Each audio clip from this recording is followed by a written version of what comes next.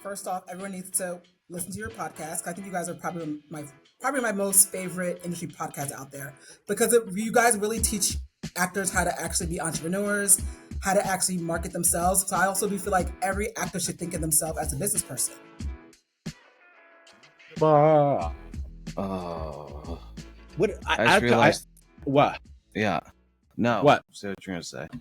I was gonna say I like it, but it is like there's like the room is like kind of it's like a discotheque in there. Yeah, it's wild. Well, the thing is that's the only thing. Well, there's two things I don't like about this apartment. Three. It's actually pretty big, which is nice. But it's a basement apartment, so we don't get. I mean, we get no light. Mm-hmm. We get no light. Yeah, and I've lived in one. Nina, always has the shades down because she wants privacy. So we just never. So we have no light. So it's like I have no sense of what time it is ever. And I've never had that many bug problems in New York. The bugs it's intense. What kind of bugs? Like roaches. Well, I'm assuming you have like sprays or traps and things. We do, but I mean, still it's like in the basement, so it's like. Yeah. Well, I just want to say, we have, those things that omit sound for bugs? Oh. Well, because, where I am, we basically is a converted basement, as you know. And right. we don't, and actually I did see a roach outside, but I saw a bird pick it up the other day, but we don't really have those. And I think a large part is because there's these things you plug into the wall and they omit sounds that you can't hear, but the bugs can hear and it keeps them out.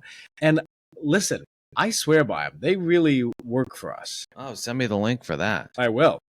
No, because that's, yeah. We don't, that's the thing is we're not super messy or anything. It's like, right. It's just that because the door, it's literally this is an alley, right? It's like an alley in the back of a building, so it's just gross. But and then remember when it poured earlier this week? Yeah, it flooded. Yeah, we got half an inch in the front area. So do you have it? Does it get wet? Because we have to have a constant dehumidifier. Constant. It's running constant. Yeah, she has one always going. Because it gets damp. In it gets damp down here. But it's overall it's nice. It's a nice spot. For the rent too. It's pretty. Well, it sounds like Nina and I are similar because I'm a big privacy person. And and I like to be I like light, but I like to be able to shut my blinds, and I like living in a basement. I lived in an English basement. Whereas I'm always naked, with the blinds open. I really don't care, but whatever. Well, you're officially moved. Yeah. You're officially moved. He's committing to New York more. This is the office. This is the new office. Yeah. Oh yes. Do you like having that separation of church and state? Yeah, I do. Well, and it's we share a desk, so there's gonna be times where she's here. I mean, she knows to be quiet, but she's gonna be right next to me. Now? But I'm pretty good at no, not right now. She's sleeping, but there's gonna be times where she's next to. We've had meetings where she's right next to me. Cool. You just didn't know it. Well, just to say, I actually that does feel really important that for me to be working in a different place than when I'm sleeping. And you've always sort of had that. You've had your office space too, but I'm saying it because to have a whole other space where you go to do that, and then to have your living it, that's nice. That's nice. Yeah, I agree. All right, it's my life. Okay, that's Mike's life. That's the top. Every episode begins at the top of what's all Mike's the people life. Care about. I actually do think people the number of people who are like, what? We joke, Michael and I joke, because the number of people are like, what is going on with Mike? We get that. People ask that question all the time. You're a mystery. What is up with Mike? What's going on with Mike? You're a mysterious figure. You know what I'm saying? There's nothing mysterious. I'm the most transparent person. No, it's because people expect me to be a specific way, and I'm not. What does that mean? And people's minds are small. I don't know. People are just people. I'm a mystery to them because people have assumptions about me and who I am and what my vibe is, and then I'm not really like that, but I kind of am, and they get confused because I don't fulfill my archetype. That's fair. To go to Carl Jung. That's fair. So that's totally fair. So there you go. But I would argue that that's just part of actually what makes you mysterious and interesting. I'm gonna go on a tangent related to the business for 4 seconds. Okay. Remember that fucking audition I sent for the bit, not our business. Let's talk about how it's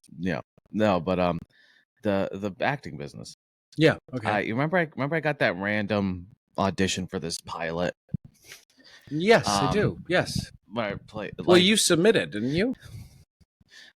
Well, yeah. So it wasn't random, but I was random because it was a high stakes project. I just pitched for it and got an audition. Yeah. Dude, the guy they cast in it. Jonathan Groff. Ridiculous. Basically. No, they cast I'm gonna have to remember this. Okay, we reference this guy in the branding curriculum. He's that like white Jewish kid from Canada who's like an indie film, and he acts all like he's street or whatever, and he's like, remember we've talked about this vaguely. We've referenced him, and they cast him, and I was like, what? And it's so God. Nina and I were just talking about she had to do, because she does a lot of voiceover.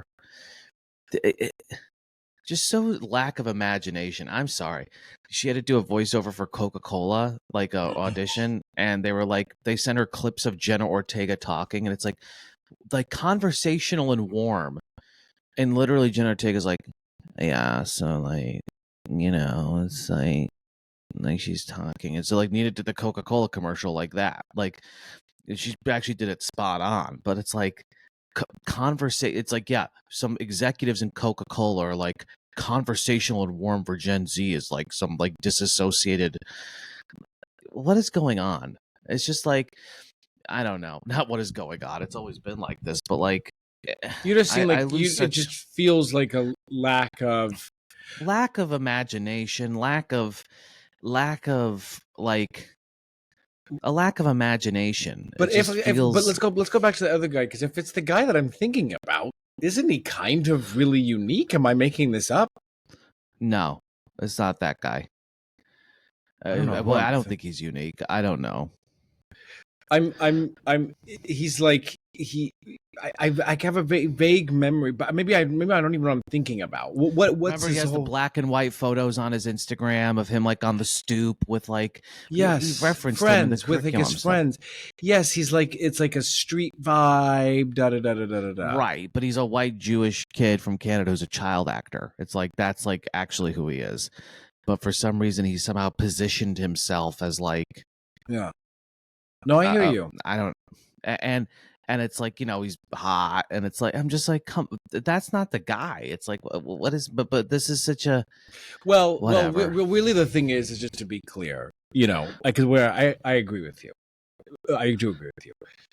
But then, like, as you know, then go make it yourself. You know what I'm saying? No, of course, I'm not. I'm just complaining. No, I know, but I'm saying it because that's their vision. Like, you have it, you see that's it true. differently. And that's so true. And the reason why that also matters though is because I think it's easy for us to take it personally, and I'm thinking about this in terms of, because believe it or not, we're still not fully cast. I have been casting this play for months and months and months. Who do you still have to cast? I know. It's really you're the only person in it, Mike. No. It's a one man. You would love it. Yeah, what? No, well, you know what? It's like we have this ensemble, and like I have like a prostitute and like all this stuff now, and so it's been like a long. So no one in Michigan wants to have no lines as a prostitute. That's sad.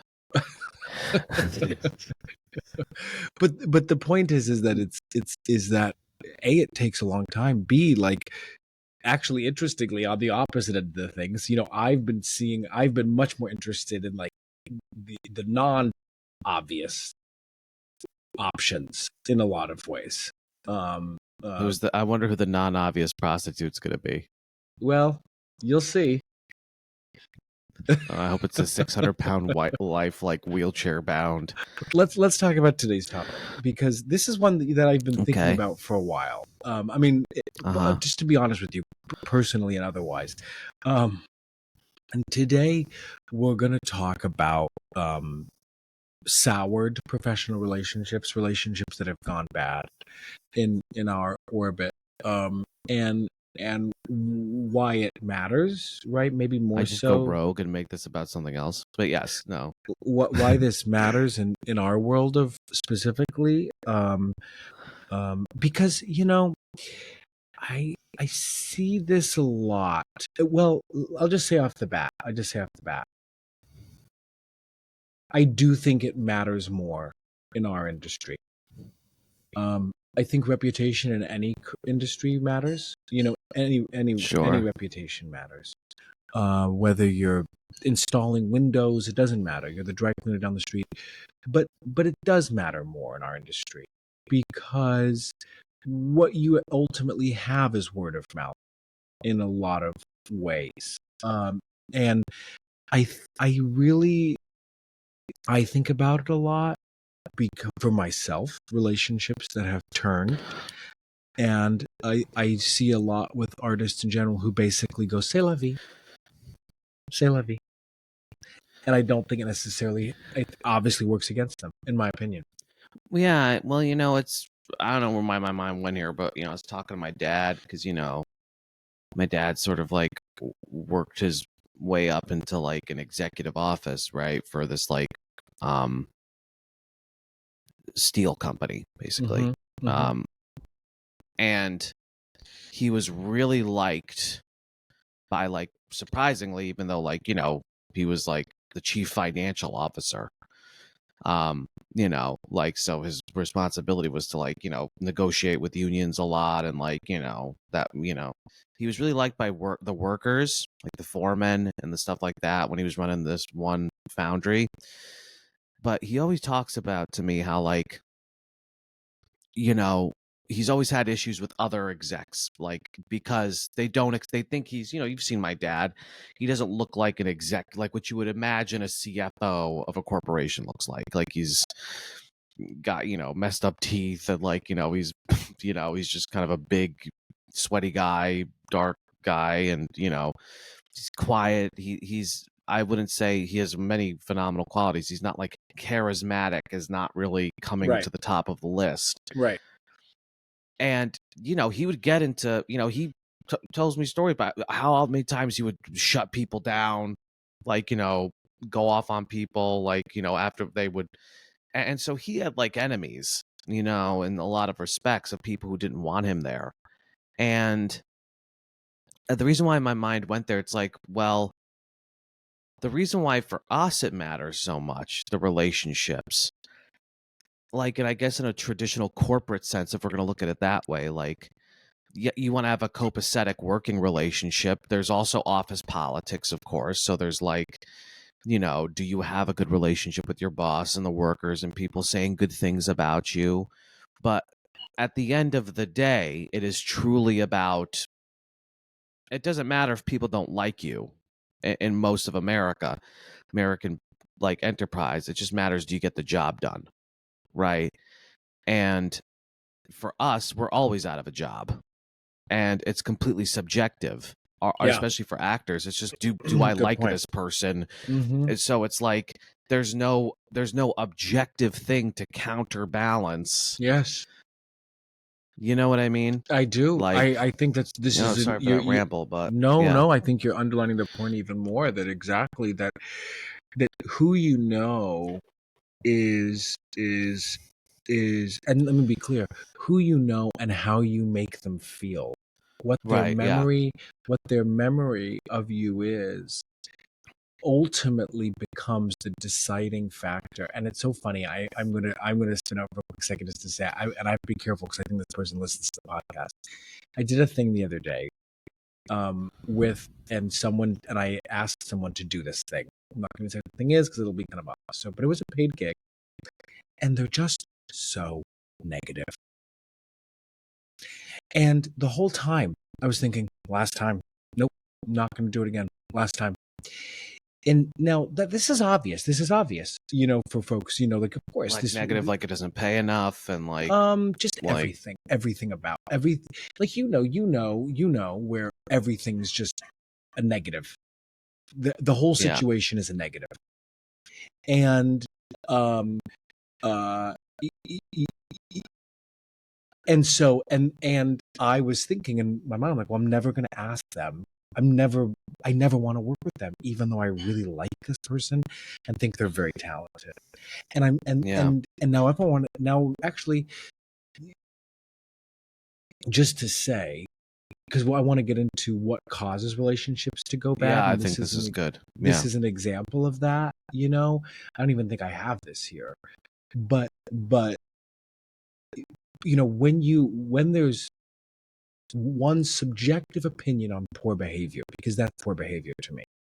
I invite you to do something and you bring a bunch of negative energy. I don't think so. That's not how I'm going to, I'm very sensitive to that. So that's one area where someone's behavior and when we're saying a relationship goes bad, just to provide context, we really mean like, it's not so much like I won't work with that person. That's kind of a relationship going bad. I mean, in our business, like at the most, it's not just that person's a little like difficult, or even it's like you've cut off an opportunity ever from working with that person because they won't work with you. To me, that seems like the definition of a relationship going bad. I think that is probably most at the core, but of course, where there's nuance is, if we were not recording this podcast, I would say the name to you, and you just in passing, and you would probably remember that. And right, exactly.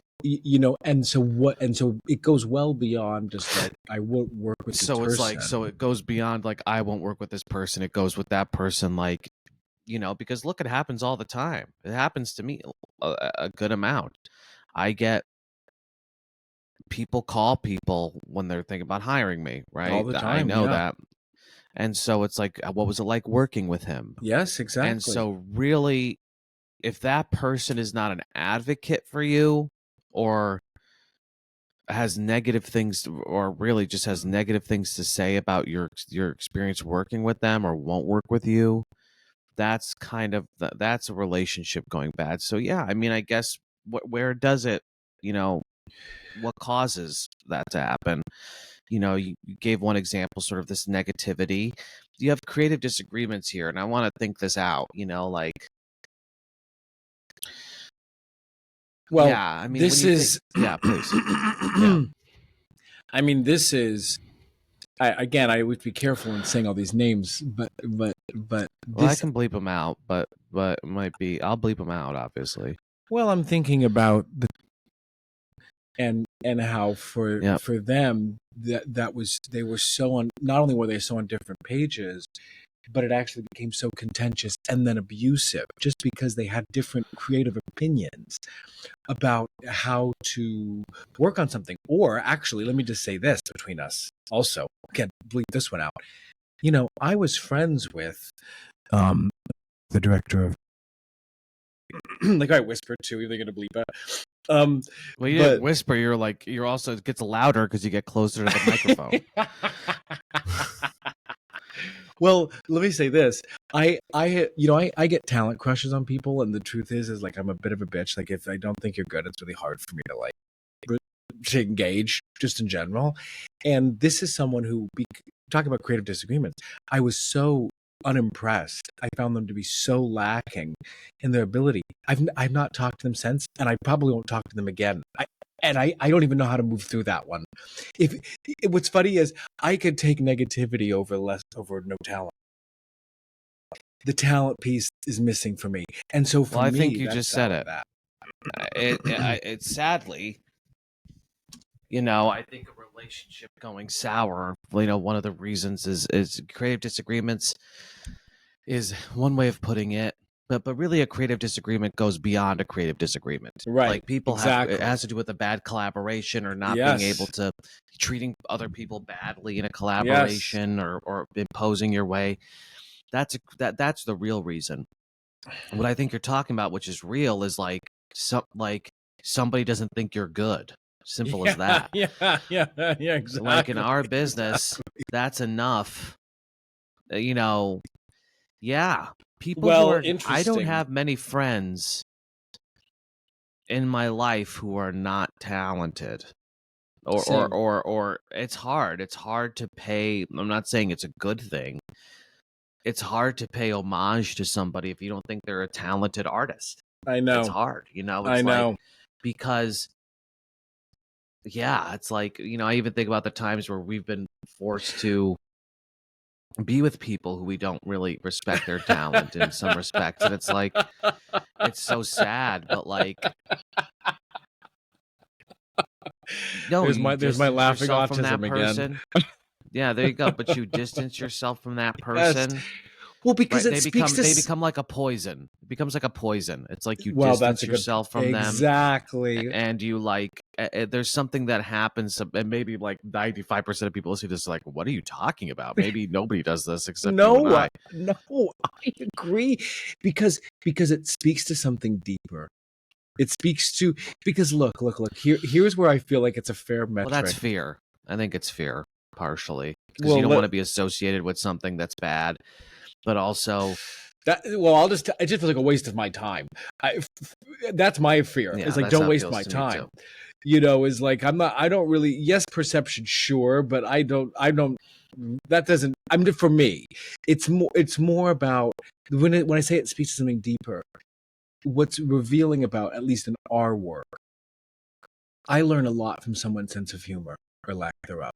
I learn a lot from someone's ability to create good art, because it speaks to an emotional intelligence. It speaks to, for me personally, it speaks to a way they're able to consider the world, and you know, you really, there's something, there is like an elite quality around amazing artists, and those who are not amazing artists or don't have the talent, I like their person. This is horrible. It's just the truth. I question the whole credibility of the whole thing. I feel like I don't have as many sour relationship professional. I mean, I have a couple of sour personal, which, you know, obviously it will bleep that out, but you know, I have some sour personal relationships that have affected, like, I could never work with those people because of a personal thing, right? And you know, so it's like there's that. But when I think about a purely professional relationship, there's not a ton. But what are those? Do you see what I'm saying? Because whether it's I'm going to say names loudly into the microphone that you'll be, whether it's even that weird girl that was friends. Why am I saying all this? These are professional, but also they're not. This is what I mean. Like, there's a personal quality to many of our creative professional relationships. I have good relationships with those people, of course. But actually, what I'm saying is, if those were sour, I would argue those are all versions of primarily professional relationships. I understand. Yes, I agree. But then there's like, okay, well, let's say an ex. Let's say, like, I could probably never work with. Right? It's like I could probably never work with her. Right. I don't think that would, because there's too much baggage and personal history there. Right. And or even like, you know the infamous "she who will not be named." It's like I don't think I can work with that person either. But like, when I think about, I'll give you an example of a soured professional relationship, and I don't think so much on his part as on my part. Like, I don't want to be a part of this person's world anymore professionally. Right? So yeah, is an example of somebody, and you know, certainly, you know, it's funny because it wasn't like I was blown away by his talent ever. You know, it was more so, and this is where I fucked up, right? This is where I'll take responsibility. It's more so that it's like, he was a famous director, right? Or not famous, but like, you know, a pretty well established, you know, filmmaker, right? Like very well established and was making big movies and shit. So like, you know, but like when you say here perceived slights, that's a big one for me, you know, with Are him. we still on? Wait, what causes professional relationships oh to yeah, go well bad? we skipped one. I think this is an important one. Yeah. You're just jumping ahead. Uneven. Well, uneven workflow. Let's go there too, because yes, this one I actually agree with in another context. I think we're gonna have to bleep all these names. This was sort of my issue with sometimes, right? It's Well, like, let's give context. Sorry, I just want to make sure, because yes, I love the personal, but so we're talking about, so we have creative disagreements, we have behavior, and now we're talking about uneven workflow or people, basically someone else taking on more of the bulk of the work, and maybe because of not having clearly defined expectations at the beginning. Go ahead. yeah, someone not pulling their weight exactly in a relationship, or somebody exactly. not, frankly, just even more general with it, because uneven workflow. You know, that's your autistic language, but like, you know, it's like somebody not pulling their weight, somebody not doing work, somebody who's not showing up and doing the work. I would even argue, you know, a version of this is, okay, a casting director who doesn't call you in anymore because you weren't prepared. Sure. You know, this person maybe has gone to bat for you. This person has maybe, like, you know, and they perceive, I mean, I don't think I have this issue with casting people, but they perceive that they went to bat, did all this work for you to try and vouch for you. Yes. And then you didn't bring it, right? You didn't uphold your end of the bargain. Exactly. You know, and now, but just to be clear, so you're just, so because I am more talking about, what are some examples of uneven workflow that you're like, what's a clear example that's not general? Well, so I actually think the one you were first chasing is right, where you're in you're collaborating with someone, but you're the one doing all of the work. Because what ends up happening is you build up resentment towards the person, because you're doing all of this and they're doing, and listen, where I relate to this is, and I sort of put myself in this position, so I'm not blaming anybody else, but a lot of times when people will look to me to create either the structure for the work or to do a bulk of the work, and I don't really resent it, but I will say actually that sometimes when I then feel people not considering where my scope of things, it turns me off in a big way. So uneven workflow can absolutely cause relationships to go bad. Actually, I think it's two different things here, because uneven workflow again is sort of like, I'm not trying to shade you, but it's like, because there's two different versions. There's number one is, I am giving more to a relationship, which is what I think you're speaking to. One element, which is like, oh, okay, I'm going to say a name, obviously, but right, this is a relationship that's not uneven workflow. Exactly. That's why I'm talking about workflow. And that's why I'm talking about workflow. I just want to be clear. Work on a project. So work on a collaboration. So a collaboration with somebody, or they are not pulling their weight. Yes, exactly. So that's why I'm not. Maybe I'm missing, because that's what I'm trying to just to speak about, which I think what you're talking about is a different is. Well, yeah, I hear that too in what you're saying, but yes, I heard. So like an example, I don't know. Can you provide an example? I think it's maybe. Yes, when you and I were working on a project where the open expectation, and was even just said out loud, and I don't even actually, let me keep chasing it, was that we would do 85% of the necessary work to move this thing along, and then here's the issue. Then to basically complain that it's not going fast enough, or that they didn't not appreciating the process in which we were trying to do that becomes uneven workflow, and that soured that relationship for me. Yeah. And it sours a relationship because you just said it, right? You don't feel appreciated. And it's also just a waste of time, right? So it's like, yeah. So this is not pulling, and then so if you're in this position, right, and I know it was probably like towards the end, I'm like, about like, why does that happen? I think it's because people think that like, why do people, they're entitled, they feel like they're like in delegation, like they're lazy. Like, why does this happen where it's like you're collaborating with somebody and they're not? Now look, there's different strokes for different folks, right? Some people overextend themselves. The problem with this business and with our work is that so much of it's like over promising, under delivering, right? You're constantly saying like, let's do this, let's do this, let's do this, let's do this, and we'll have a salon about it, and like nobody's actually gonna like do the work. So I think I don't think it's a malicious thing most of the time. I think it's that people just can't manage their time, and most people can't manage their commitments. I don't think that's it's why malicious most of the time. I just want to be clear. That's why I'm actually saying, like, I think I do it to myself a lot. But see, and I do this in many areas, Mike. And one meaning, and Michael and I talk about this because this is not a great trait of mine, but this is the truth.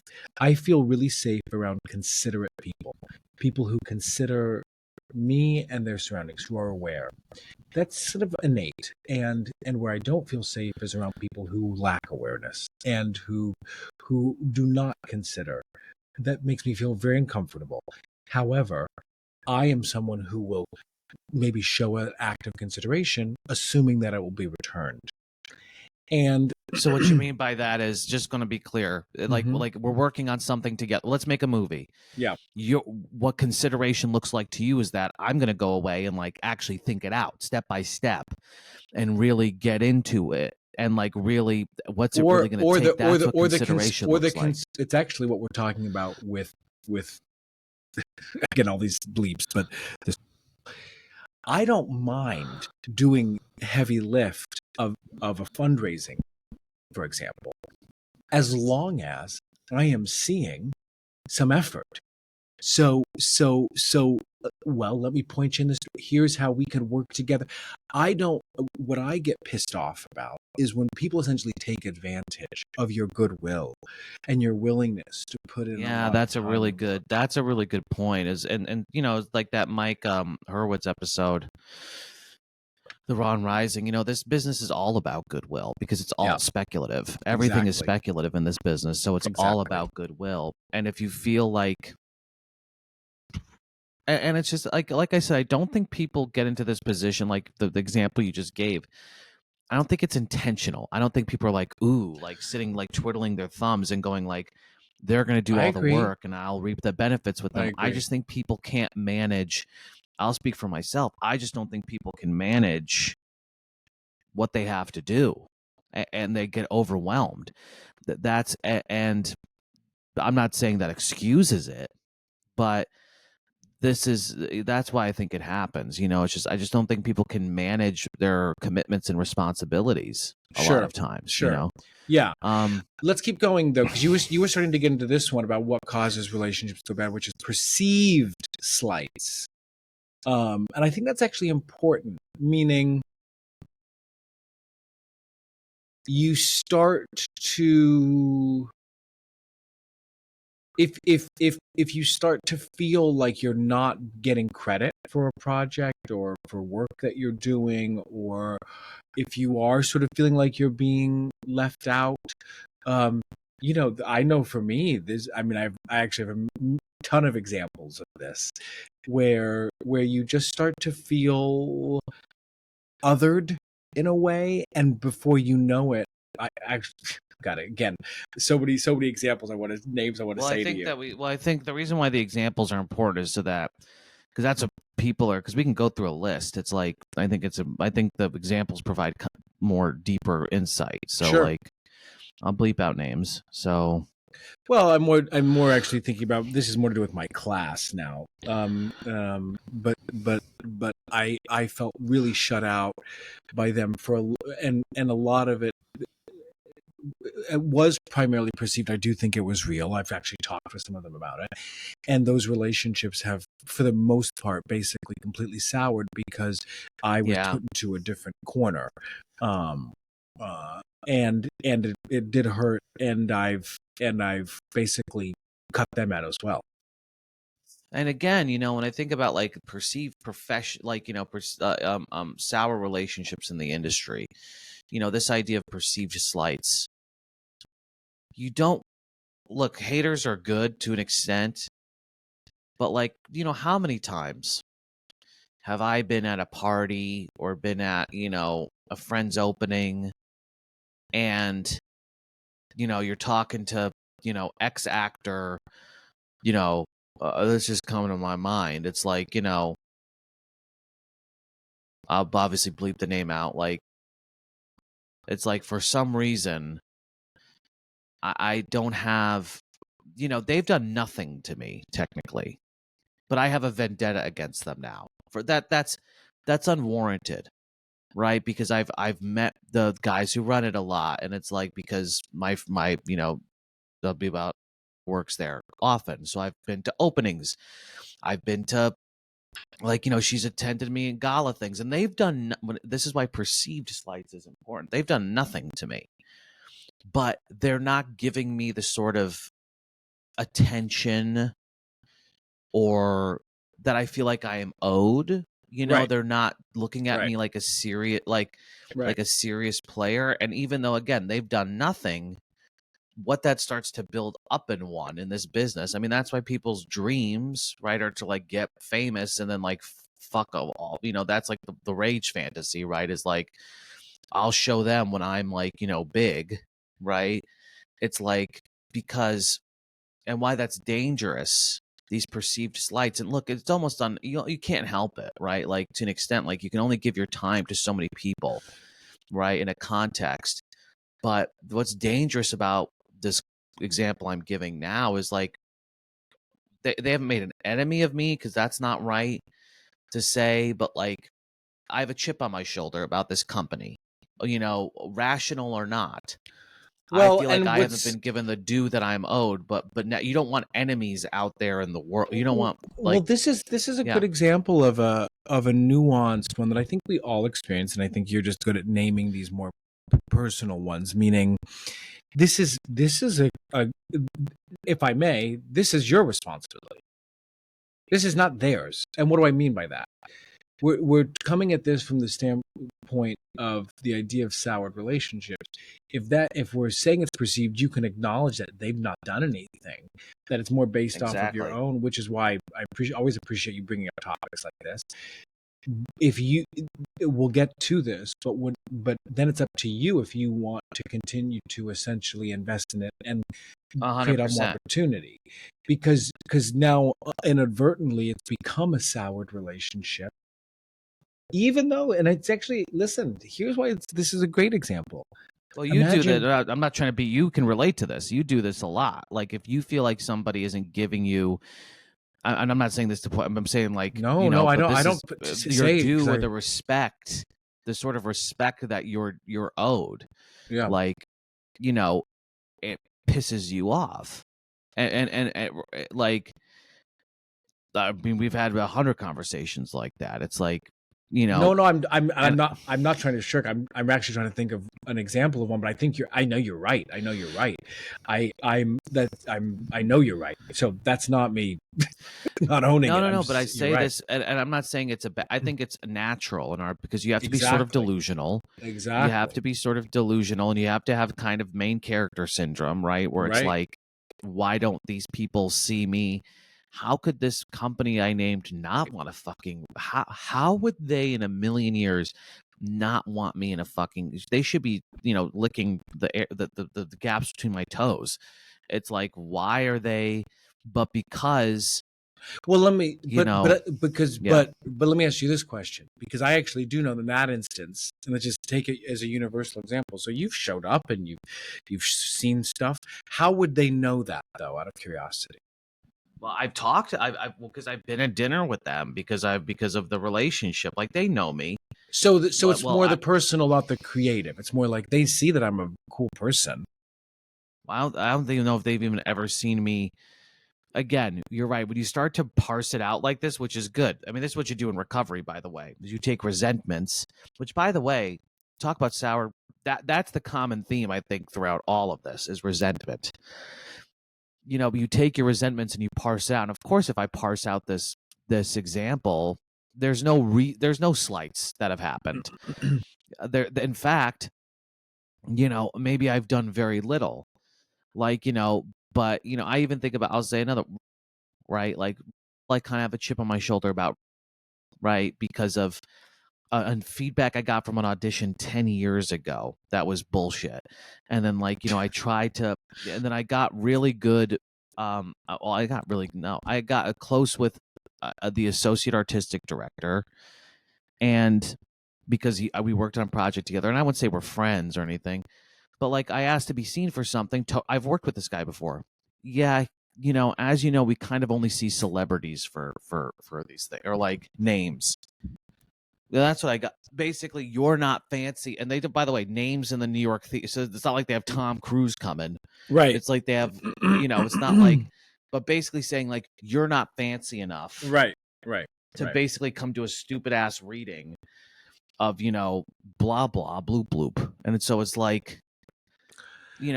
have a vendetta. Now I have a vendetta in my heart. I hold a little vendetta in my heart against this company, and I want to see it fail, and I hope they all die. No, but basically.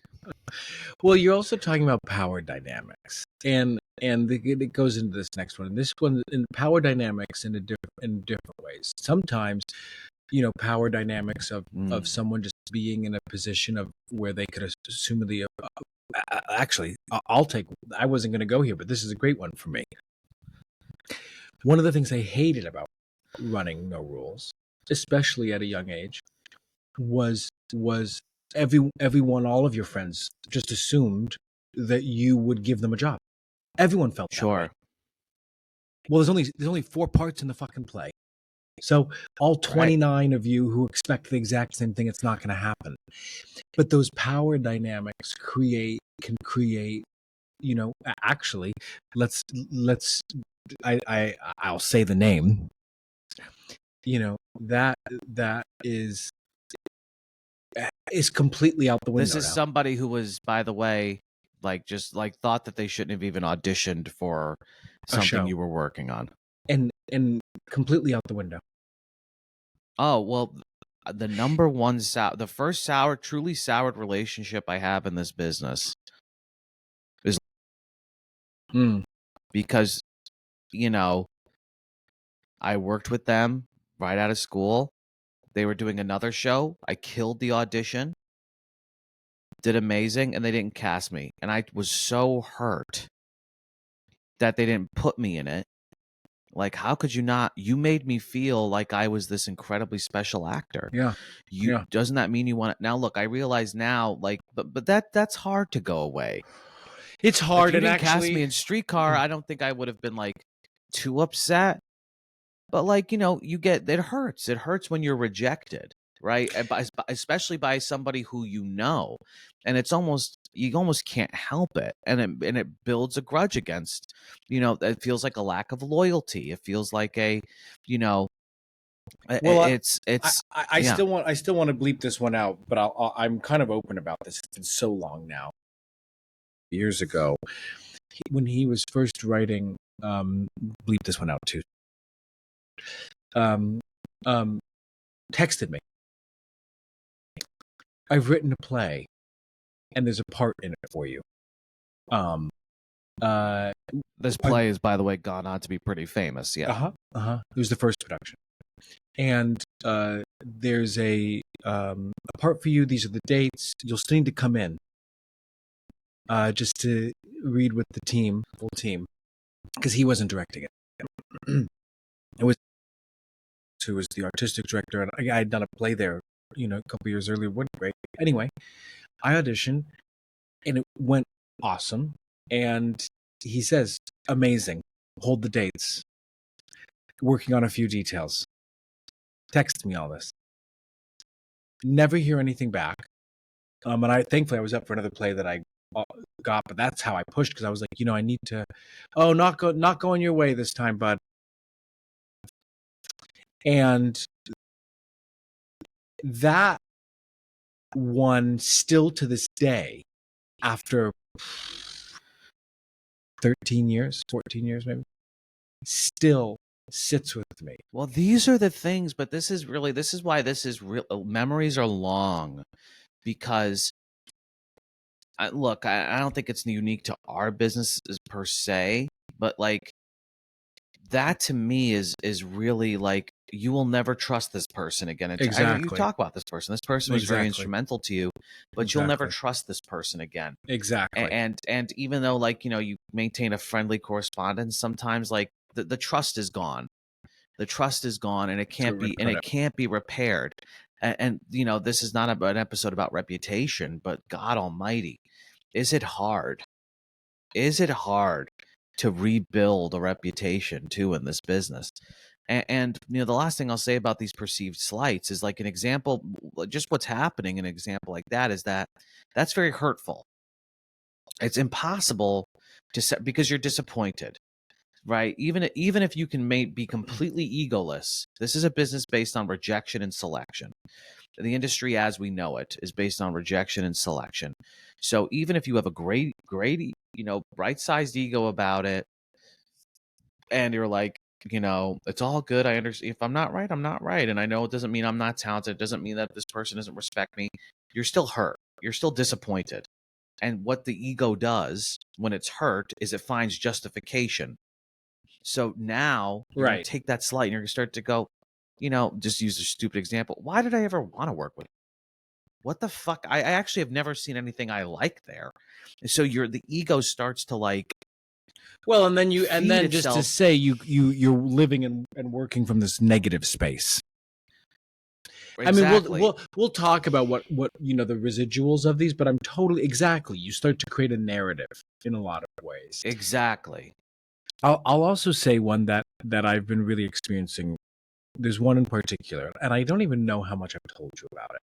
But one is when essentially someone continues what I'm calling the slow fade, which can be a couple of things.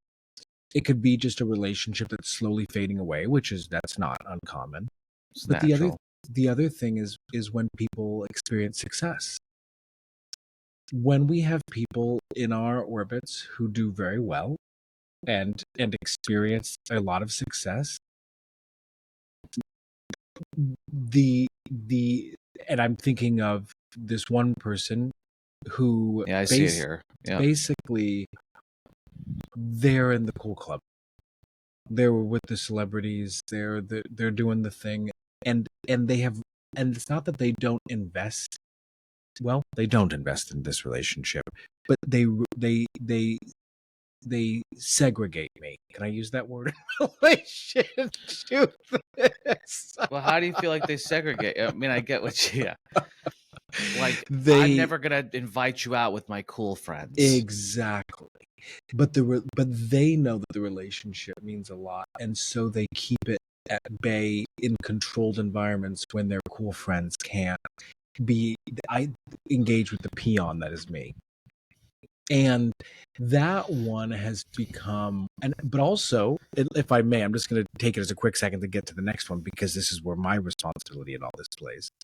This speaks to jealousy, my own insecurities, competition, because this is a big one. I went to their major event, the release of theirs, and they saw me there, and I've said nothing to them since it. And I, believe it or not, was a part of the art of this event. I'm being so vague.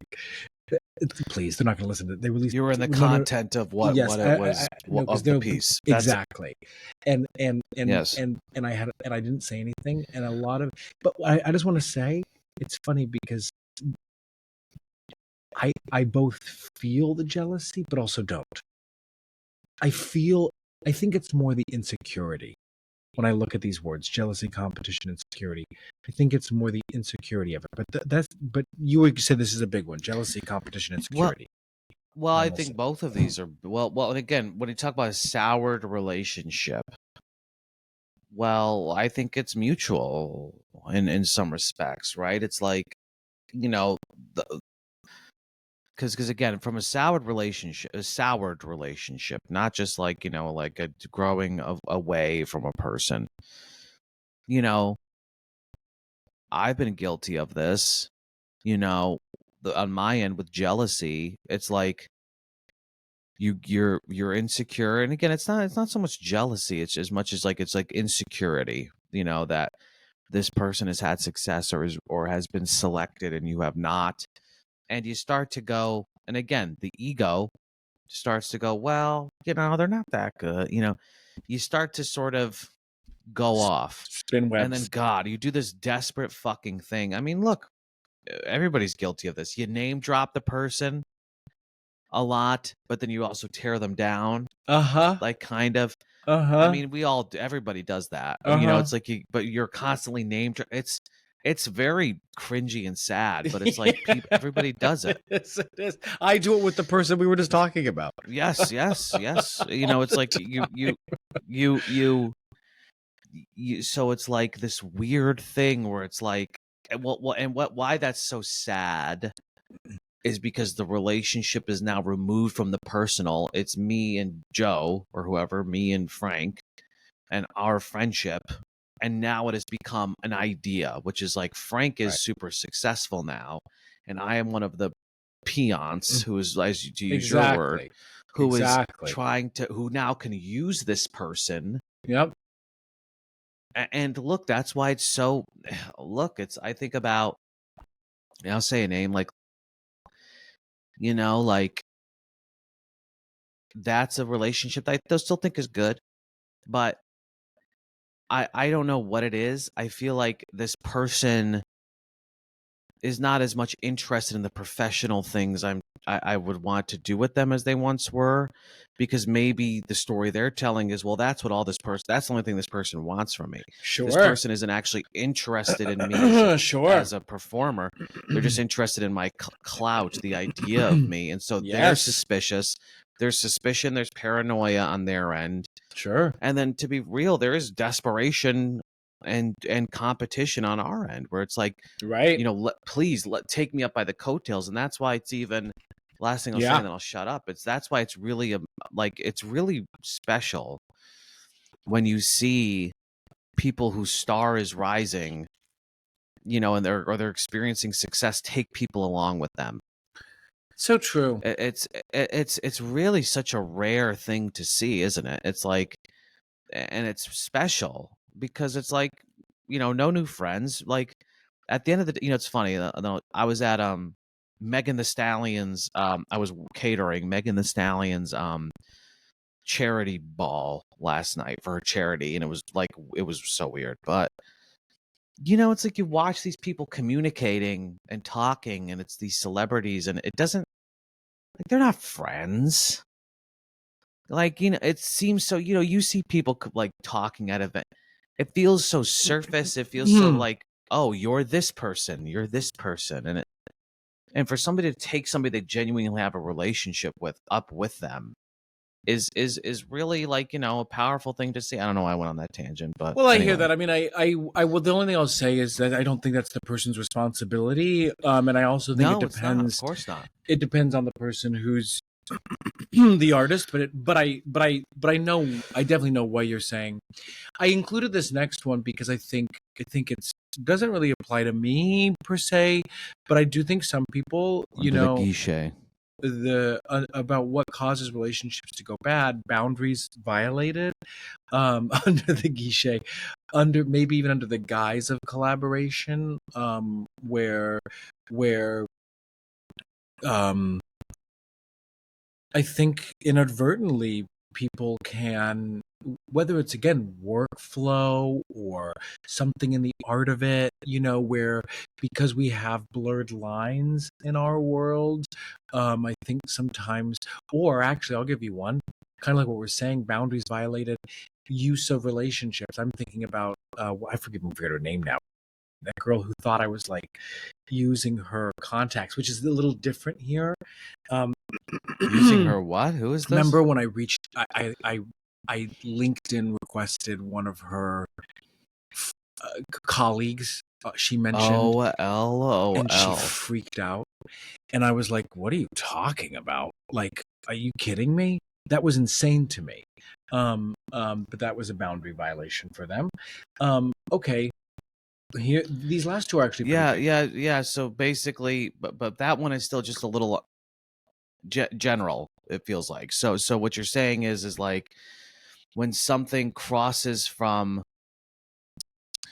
professional to person, like a boundary, because all of these things could be boundaries that we've listed so far. That's what I was going to say. I think everybody has. It's really more the idea of the feeling of like, oh, a line was crossed. And well, I'll give you an example. I'll give you the most obvious example that specifically relates to like the idea of more boundaries. Because all of these are lines to be crossed. You know, you get involved like somehow. I know somebody who works with whose relationship is soured with a director because they have gotten too involved in the director's personal life to an extent. And not in a, I'm not talking about a relationship way, but this director has some issues, personal issues that, they confided into this actor, and this actor has gotten involved trying to help them with some of these things and advise them. But the problem is that you've entered into messy land. You've entered now that person, especially when it's like unstable people kind of, now too many things about them. Right. You have almost dirt on them to an extent. I mean, that's how it feels from like paranoid people. Right. Too many things. And so the person starts to distance themselves from you because maybe you've seen how the sausage is made. You've seen them, you've carried them up to their apartment when they're drunk, after a rehearsal, or like, you did. It's a fine line. Yes. Truly, between a professional and a person. Like I have people who I feel super close with, like, professionally, and we vibe and we work together well. And I've experienced what happens when you get too involved. You just, like, a door opens and you see more of their life. Yes. And listen, this is a it's tricky because this is a business built off of genuine relationships. Hopefully it shouldn't just be completely, it should be about, of course, the work, and we're connecting through the work. And I'm listening to Tennessee Williams's memoirs. I don't know why I'm thinking this, been listening to them, and it's like he had very close personal relationships with like a select few of his professional friends, right? Like, but something happens when you see that other side of a person's life outside of the rehearsal room, outside of the tech, where you can get into the shit with that person, but you see them, something happens. I don't know what it is. It's a weird thing. No, I agree. I'm going to push ahead because we're still, like, shockingly in part one of this, but you're so right. So these next two of what causes professional relationships. One, I think these are actually really important. Burnout or life transitions, that shift someone's priorities. So sure. I'm thinking, and we don't have to bleep them out because I've said it. I remember when Brian left No Rules, I'll never forget. He was going back to be with his fiance. I think they were even engaged at the time. And he's like, I want to go be with my wife, and I don't want to be in this office running this theater company, banging my head against the wall every single day. that hurt me, but it wasn't his fault. It was just, we were going on divergent paths. It was like a breakup of sorts, and when we repaired our relationship, but that did go south for a little bit because of his own burnout and subsequent life transition. The last one I'll say, and this is always a tough one for me, and one that I reflect on a lot with a lot of people. There were so many this things. Was the example I gave earlier. Yeah, about to bleep out that name. Like, you mean? Well, yeah. I mean, I've never really considered that person a friend of mine, like in a meaningful way. Like, I don't want a relationship with that person, really. Where I let me get the context out. Lack of investment in the relationship, follow through, overall communication, meaning. there are people, and I want to give you an example because I want to, okay. Someone whom I love, and I would really love to make more of that relationship. But I don't have the bandwidth. Personally, there are people who do. I don't have the bandwidth. And I'm thinking about this, Mike. I could probably list 30, 40 people right now. You know how excited I was about her. People that then I have this opportunity to really engage and get to know, and I hold at arm's length. So for those that listening, sounds to me like the result. That doesn't sound like. That sounds like the result of what caused that. No, That's the result. No, that is a soured relationship. No. But what I'm saying is, this is the question of what causes it. I understand. No. Well, you're not understanding me, and I'm telling you this because this is me. So I'm telling you, I'll give you an example. Here's the best way. You and I are going on a date. We go on 3 dates. The dates go really well, and then I don't text you back. Mm-hmm. Because I don't have the space for it, or I let things go kind of cold. So it's what I'm saying is it's the act of the lack of investment and follow through or communication within a relationship that I see. actually. And so you're saying that on its own, not even as a yes. Because I would argue with that's second deeper. name that you said. That's deeper. Do you know what I'm saying about that? Kind of. Like the second relationship you named, I feel like you didn't have a great experience working with that person. And so that's what caused you not to invest as much. But I hear what you're saying, which is that, you know, just I don't have enough room in my life for somebody. Exactly. And if do you think that that's a relationship going sour? Yeah, but well, because we could good clarification. I think it soured because it was ripening, and then I wish that I had more bandwidth in some instances to give more to lift up the potential. Because I'm even thinking, that's almost unavoidable. I completely understand what you're saying. Is that you're at a moment. That God, there's so many. When you're on a show, what a perfect example, right? Like you get really close to the people you do a show with. Exactly. And the months following a show are crucial. Exactly. Like those are the crucial months. To like this is exactly what I'm talking about. To make that relationship deeper.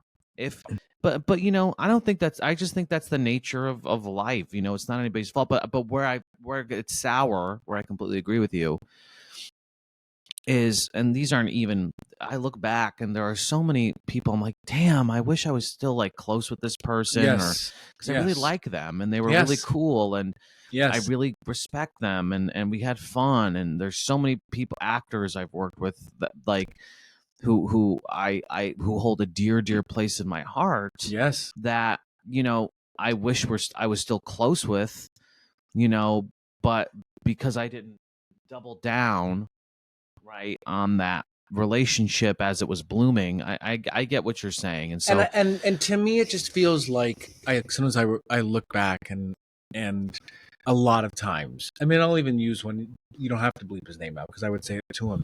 There was a great kid from Adam's family, his name is Joseph Sweetheart. I mean, I told you about him. I met him. Yeah, I love this kid.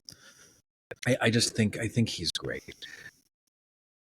And we were two unlikely friends, and I am the one who sort of, and I actually told him, as I've told many people that I do work with, when I shoot something or rehearsing something, I'm like, look, I'm not going to be great with texting.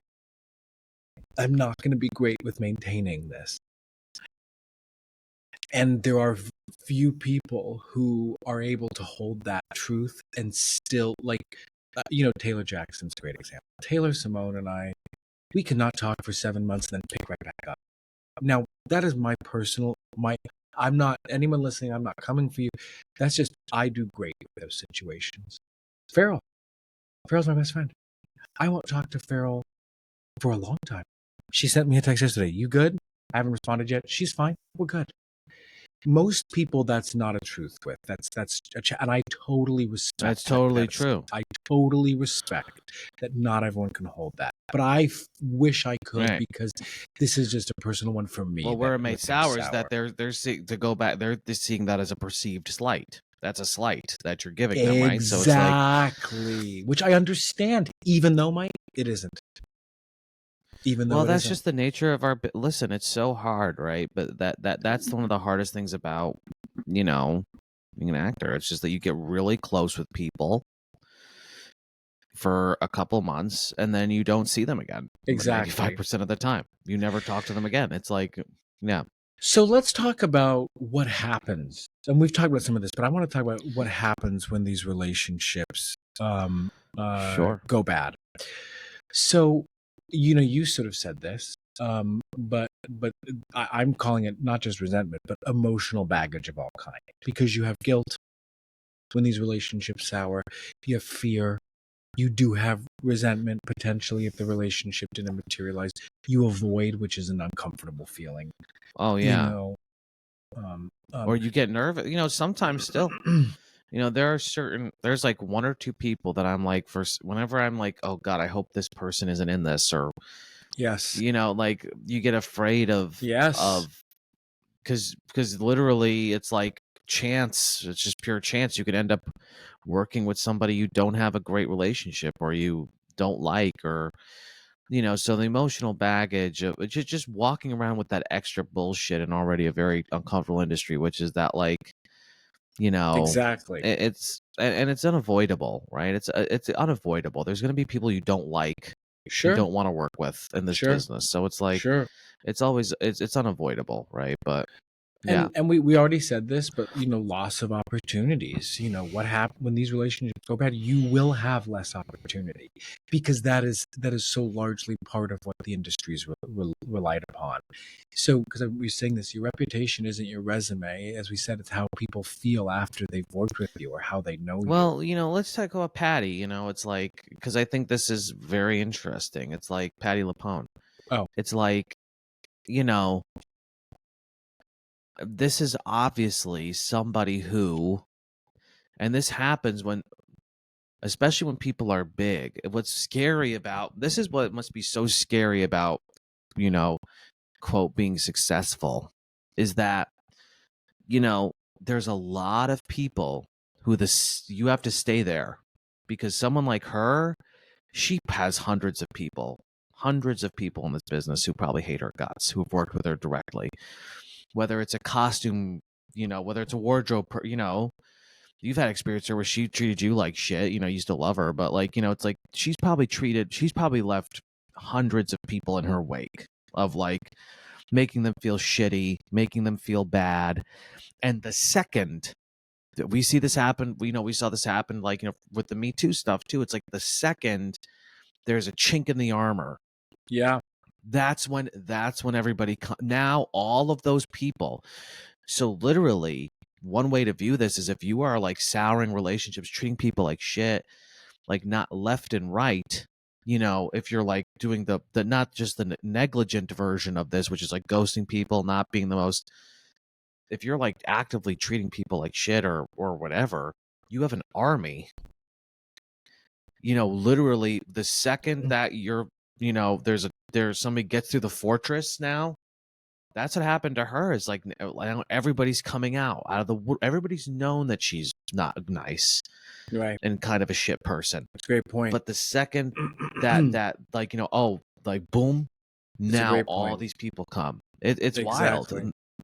Exactly. No, so dinged. That's a great example of a dinged reputation and likely loss of opportunity. You mentioned, awkward industry encounters. That I think you brought up a good point. It's already hard enough as is.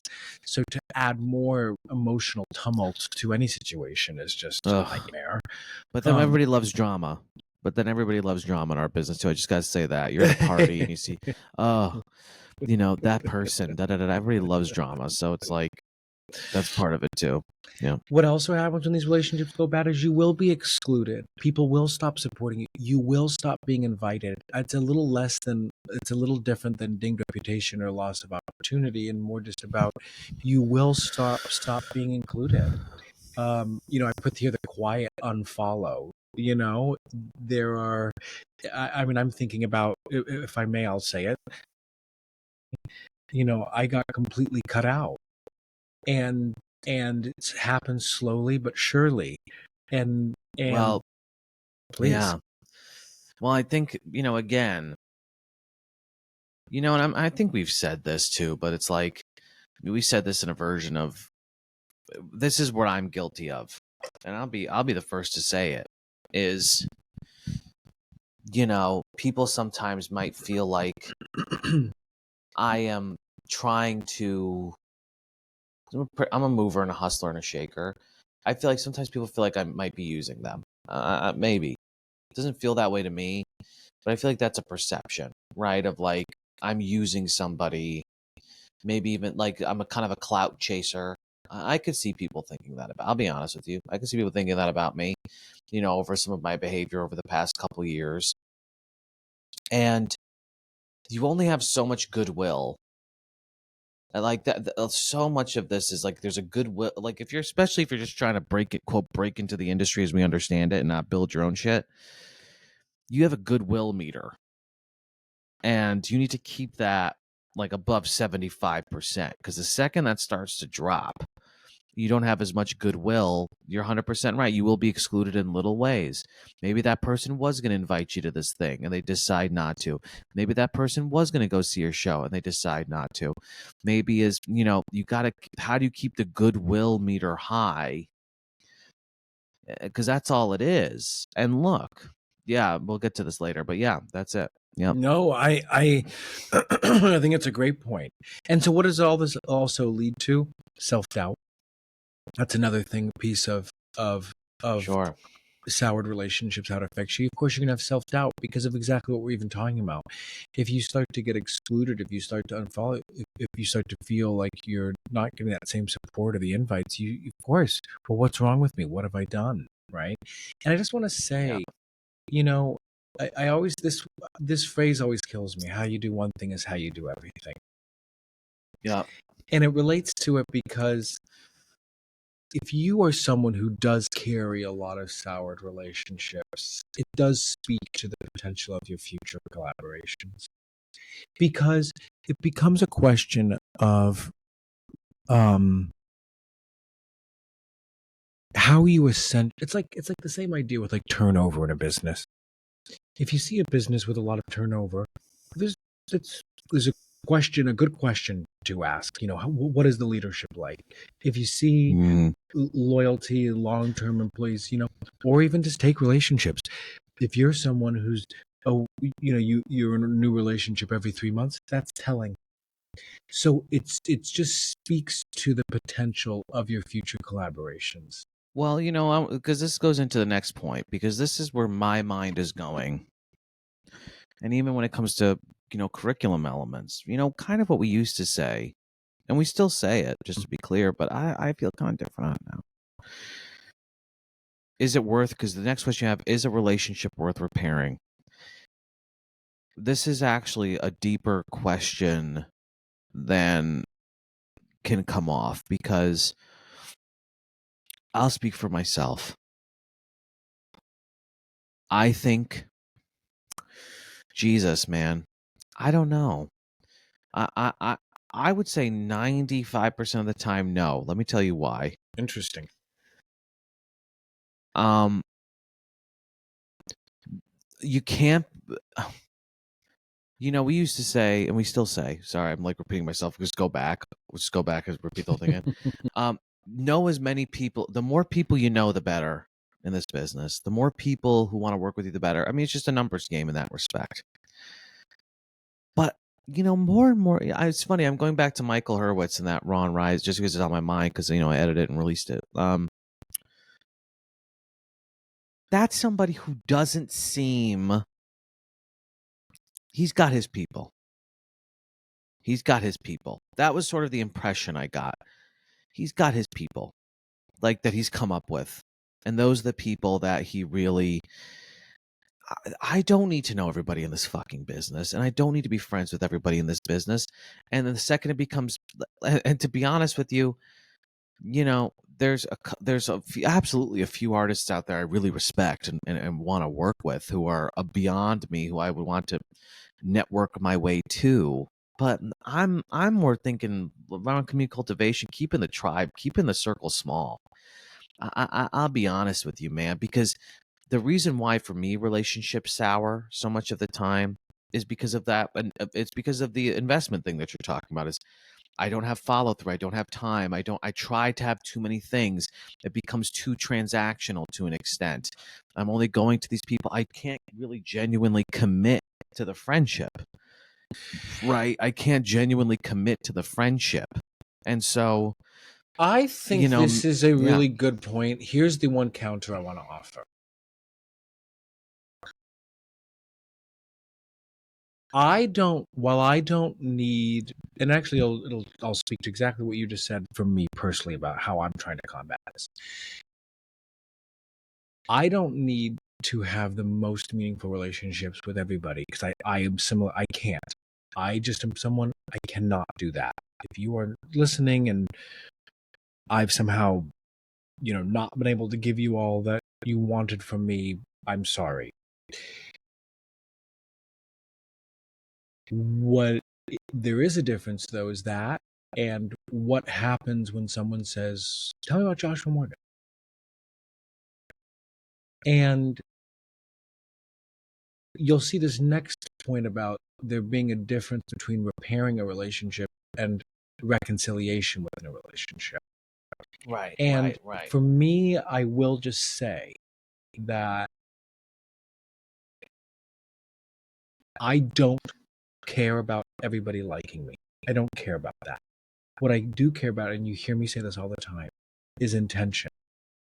And I never want anybody to feel like my intentions were to hurt them or bother them. And why I'm saying this is I don't care if someone says, "Oh, Joshua, he has high standards," or even that he can be high maintenance, because I can't be high maintenance, folks. I know this about myself, and it's something I constantly work on.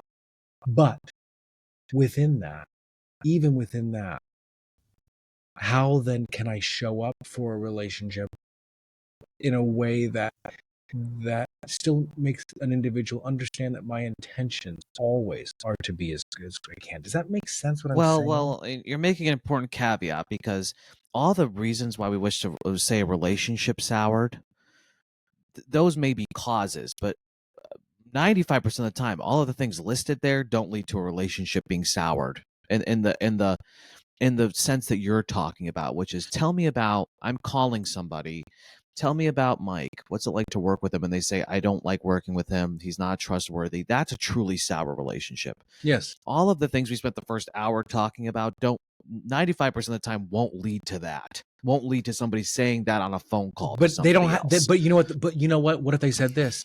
Oh, Mike, that either 95% of the time, the things that we talked about in the beginning will not lead to that situation. Somebody, it just means you won't be friends with the person. Doesn't mean they're going to go around bad mouthing you, right? Doesn't mean that they're going to actually do what you're saying, which is like be somebody who could actively cut you out of opportunities or ding your reputation, right? So in reality, there's only like, even take, I'm going to use this example. Do you think, now look, if somebody called you about, you might have that sort of reaction?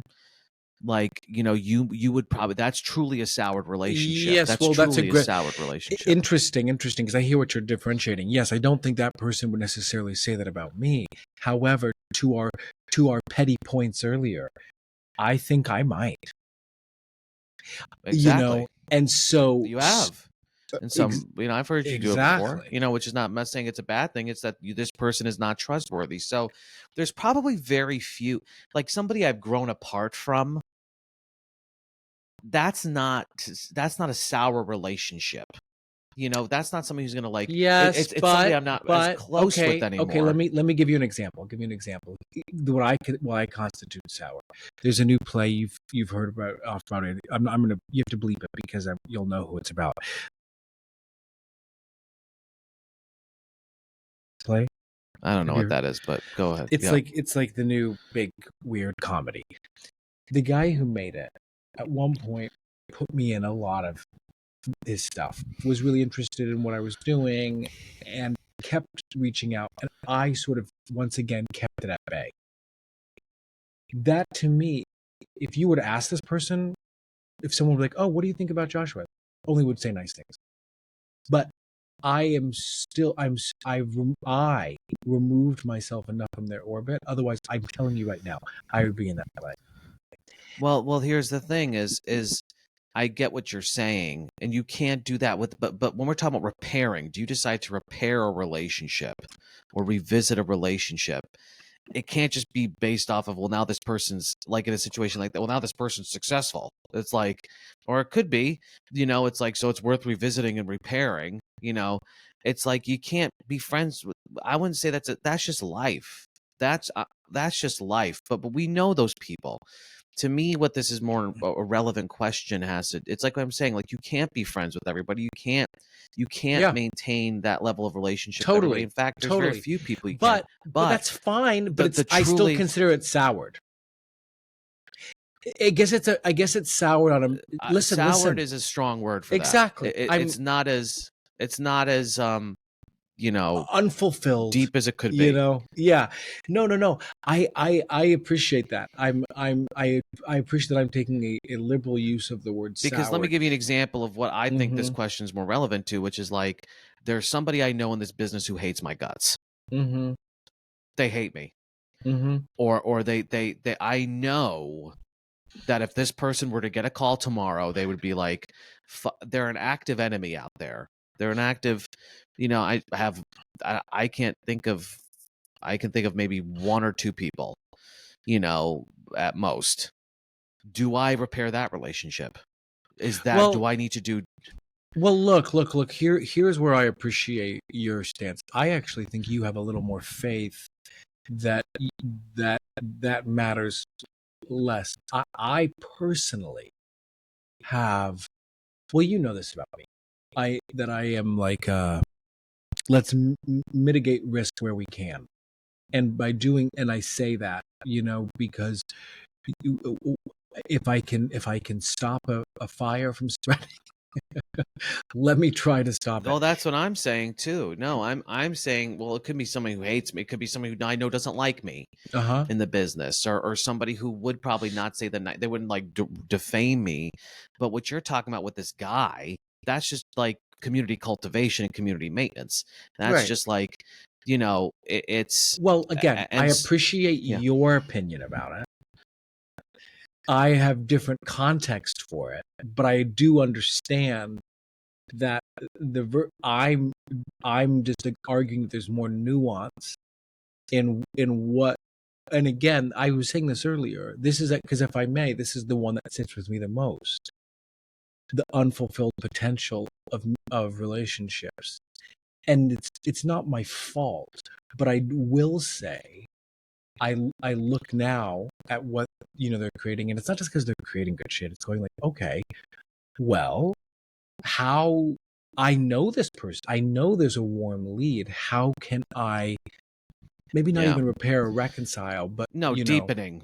Deepening is the word I would. That's what it sounds like you're saying. It's not like even repairing. It's like deepening the relationship. Sure. And it's. And to go back to just, I totally heard. It's like my opinion on it is, and it's okay that we have different opinions on it, is like, I don't think so. I don't think so. It's like, there's too, because if that's the game I'm chasing, it's like, I'm never going to have rest, or not even rest. Like I'm not going to have any deep relationships because there's too much potential everywhere. There's too many.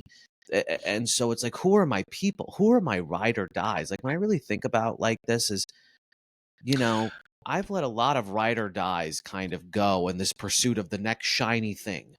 the next shiny relationship that could potentially lead somewhere is I've let some ride or dies, like not a ton, because I don't have a ton die, like, and I, because I don't have a ton of those relationships. I would say maybe I have 3, but it's like, why don't I invest in those relationships? It's like, to try and chase the carrot all over the place. Well, just where I seems think like you a and waste I of are, time. where I think you and I are actually quite similar, because there are.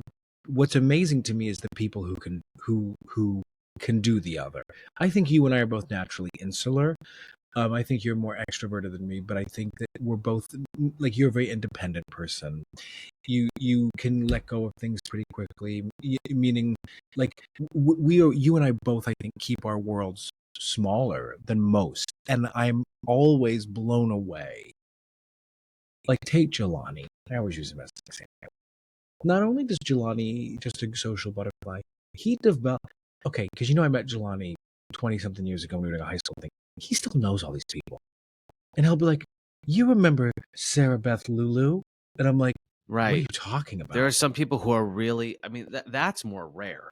It's rare to find people who are, there are some people, like, I would say Nina's like that a little bit too. It's like people who can have many good friends. And not all of them are ride or dies, but like Michael's many good friends. Yeah. It's like, it's, I can't do and it. look, I think very few people can.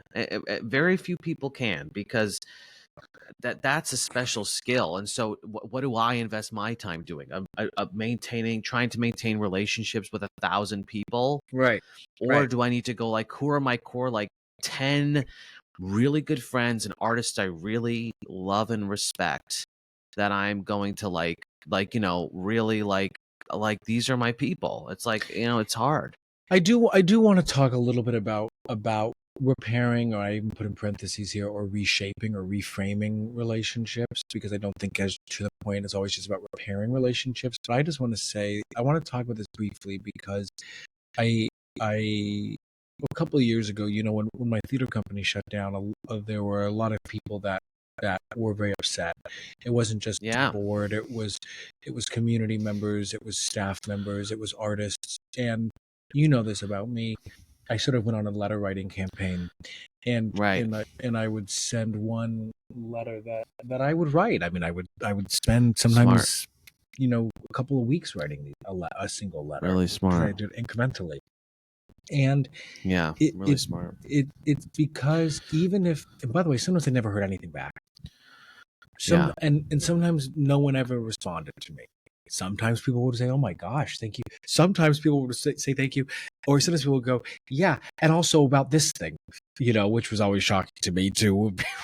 but that was important for me. Because I felt a lot of weight around and responsibility around that. You did your part. You did your part. You extended the olive branch, and that made you feel like at least you did what you could, right? And it's, and so when you have a relationship that that you have actively played a part in and hurting, and it troubles you, if you cause the harm or them. This is actually kind of an interesting point. If you, I want to acknowledge that I didn't show up for you or whatever, if you did this. I've been thinking about how our connection shifted a bit. I would love to reconnect if you're open to it, not accusing them. But, like, at the same time, if somebody has cut me out of their life, and this is the kind of, maybe this is why I'm different than most. If somebody has cut me out of their life, I'm okay. I'm like, okay. I mean, I'm hurt, but I'm not like, I'm pretty good about, like, okay, whatever, moving on. Like, I just don't think you have time to give to people. But then again, it's so funny. I'm thinking about Tennessee Williams, because his relationships are so interesting to me. It's like, he would be the kind of person who is like, had like his 5 really close friends, and if they slighted him, cut people fucked quickly. Oh no, but it's to me it seems like the opposite in the sense of, like, well, those 5 people, exactly, like, they could fuck him over, and he could really try Sure. To to make, but not everybody, right? But like, well, but that's a great. Well, because it was his sister, it was Frank, it was a few people in his life that he trusted, but for the most part, I would argue that people were quite disposable to him. Interesting. My sense, but I don't know what you could be reading. But they're really good. I mean, listen, there are just better friends out there. There are people who are phenomenal friends. Right. People who will, hey, you haven't, when you ghost them, my response, fuck you. There are people who say, hey, something must be wrong. Hope you're okay. Reach back out to me, because they care. Like, they're just good friends out there in the world. I wouldn't say, I don't think I'm a bad friend by any stretch. I just don't think I'm like a great friend. Like a great friend. If somebody needs, I'll show up for people, but like, I'm not somebody who's gonna like be like, hey, like, you're sick, let me go bring soup to your house or whatever the fuck. It's like, Sure. There are just some people who are really, really, really people. Yeah. And get off on that. So, one thing is own. Yeah, please. No, I was just gonna say, like, just to say, if you do choose to engage, if you do choose to reach out, and this is it's kind of what you're saying, is that I just don't think you can expect a response. And you sort of said this to me about just a minute ago when you're like, yeah, you needed to do that. Yeah, it was really more for me, wasn't it? My and listen, I am so far from perfect. One thing I really try to do, and I'm not saying you do, yeah, but is actually to take responsibility, for things that I try. I know I'm not great at it. I can get plenty, but it's something that I really try to work on, because I think a lot of times in relationships, this is a like take probably my most genuinely soured. Like, I don't even know if I told you, I saw her the other day in a restaurant. Oh, really? I was with Kathy at Bond 45. She was sitting we both saw each other. We completely ignored each other. Oof. Wow. And this used to be your best friend, just to be clear. We used to live together. Started a company together. And that is... Wow, that's nasty. That's bad. Yeah. That's pretty bad. But let me say this. I've tried. And I still try. No, you've done your part. I still try. Well, when do you know when to stop? It's like in a situation like that, when do you stop? Well, I think a large part of this, and I think it does relate to all this. And in fact, it's a good segue into this final piece. I mean, we could talk more about that. We have other ways to. I'm sort of skipping over the how do you repair. Yeah, no, I think this is. But the point. I wrote here the importance of rewriting a narrative around a relationship, because I think there's a danger by saying this is what I am in relation to this, because the idea of holding on to resentment or not forgiving or like that, I don't like the energy. And I'm not, and because we all make mistakes, here too, finding ways to release the shame around some of the earlier versions of ourselves and trying to move forward. Like, that's why, because this person did mean so much to me, and that's why I still try. And can I say one final point, and then you can respond? This is the final one we have here. Yeah. I was thinking about this, just that in many ways, our integrity will specifically come through in how we handle these kinds of situations. That's what speaks to integrity. Not always. But I am this person that that we're speaking about. I have every right, in my opinion, to be nothing but livid and yes, nothing but done with, and yet I don't want to die with that. Well, but this is my problem, if I may. Well, this is where I'm going to challenge what you're saying a bit, to own your part. It's like, in AA, when they talk about, like, making an amends, do so, if you've caused genuine harm, and if, like, the person will benefit from it, if it will cause more harm, don't. this, I don't think you want a relationship with this person. Yeah. You don't want a relationship with this person. So what are you doing it for then? Yeah. You're doing it for yourself, which I get.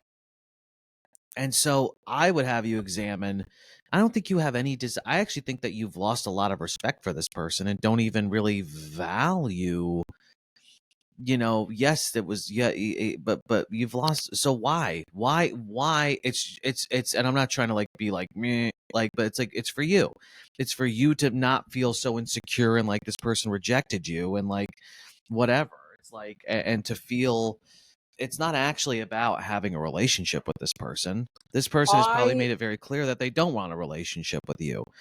And so, like, who are you doing it for? And you don't respect this person enough to even have that relationship. So why bother? Well, because I feel bad for this person.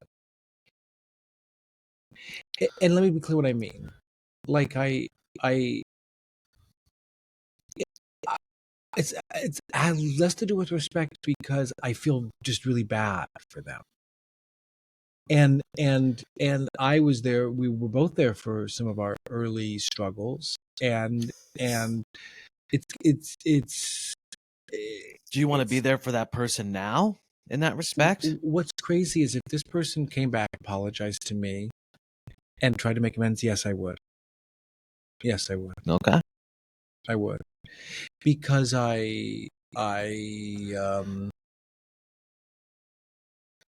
yeah, I would. But you know this. If I may, you're someone who like. Let me give if like our relationship were to splinter, it would still be worth it to me to fight for it, even as time goes on. And I feel similarly about that person. Bad things can happen. Bad things did happen there, even though not really. That's what's the funniest thing. I know. That's what's the craziest one about that one. It's like nothing happened. Well, that's just a jealousy thing, but that's crazy. But and by the way, as you know, this person, I would argue, I think you would agree, did some really hurtful things to me. Horrible things. Like what that person did is shocking to me. And but at the same time, it's funny though. You have to bleep this out, what I'm about to say. You have to cut this out. This is just Mike and Josh are talking now. At the same time, I don't feel that way about. Isn't that interesting? I would be more interested in preserving my relationship with you than her. Isn't that interesting?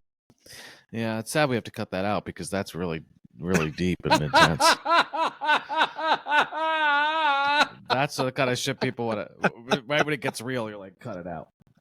Well, that's a little. No, I know, I get it. No, but it's fascinating. Well, the thing I want to say, and this is why I'm sort of look, and not that we can afford to reframe community cultivation in our curriculum right now, but I am curious about all of this because kind of what I believe is that there's probably 20 people out there for me in the world.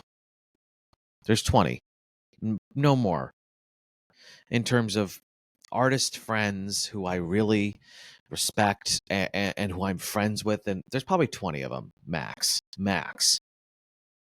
And those are the relationships that I need to focus on, because to use their example, maybe this person, just to take this framing, it's all made up. Maybe this person is one of your 20. This person might be one of your 20. And so it is worth to continue to be a great friend to this person and fight for it. Maybe this person's one of your 20. I don't know. Like, and if they're not, then it's like, let it go, just let it fucking go. And that's kind of how I feel like Zuzana Shakovsky for me is like an example of somebody. I met her 2 years ago, like 2.5 years ago. That's one of my people. You know what I mean? And I use her as an example because of all the relationships that I've made from shows alone. It's like that's really one that's stuck. And she's one of my people. You know what I mean? Like, yeah, she is. She's one of my people. And period. And it's like, there's not many of them, and yes, like how do I? Yes, for purely for marketing purposes, to an extent, stay top of mind and have people for reputation purposes. People know who I am and they like me all over the place. But in terms of like a true relationship, I don't know. I don't know how many of those I have. I don't feel too dissimilar. Well, interesting food for thought. Take with it what you will, all, on your own soured or reshaped relationships. Time for our favorite segment: comfort food kitchen cooking tips. Okay, you go first. Okay, I have one. This has been really annoying to me, and I keep making this mistake. And this is for lots of people out there. When you are activating yeast, when you're trying to bake something, I activate yeast all day. You have to do it in warm water, but the warm water has to be right around 110 degrees. Now, that's not warm. That's boiling. Isn't that the boiling? No, point? It's warm, and no one can hear what you're saying, by the way, because your microphone is like. Isn't that the boiling point? What's the boiling point? I don't know, but it's certainly not 110. That's crazy. You're like, it has to be 300 lukewarm water, 300 degrees. No, but here's where this is important. If your water is 116 degrees or 120 degrees, it could kill the yeast. So it can't be too cold and it can't be too hot. And I keep fucking this up. I've been making a lot of flatbreads. I've been like interested in like making flatbreads. So I make a lot of this dough, and I don't know why I just keep forgetting it. And so this is so if you're listening, you're like, this is so obvious. Trust me. Turn your water on, get it warm, test it. Once it's warm enough and you put the required amount aside, use a thermometer to test the water, because it won't properly activate the yeast unless it's right around 110 degrees. That's my tip. Period. Arancini. I love making arancini. You know, like the little risotto balls. Yes. I remember you made them for us. Oh, right. Weren't those good too? People loved them. Yes, those arancini are delicious. Oh man, I haven't made them in a while. This made me want to make them. I'm gonna make them soon. Great. Period. Okay, great. Arancini. White wine's key. That is, yes, for risotto, of course. Okay. Of course. Bye.